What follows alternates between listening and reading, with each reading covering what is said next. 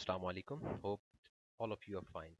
Today we are going to discuss how to separate words in an Excel. For example, we have two words and the one Excel number, one digital number. We have to separate it in three columns like this. In T2, the next one is M.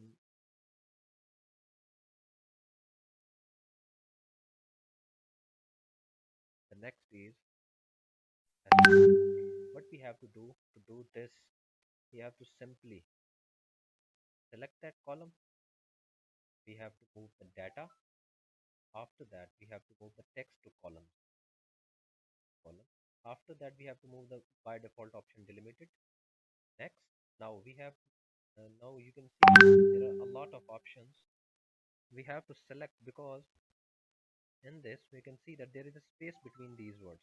So we have to select the space option.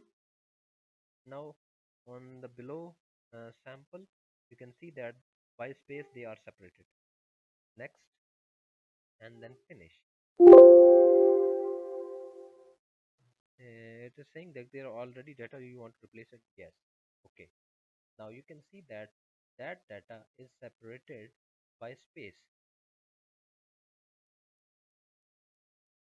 By using this, we can do a lot of work more easily than the hard.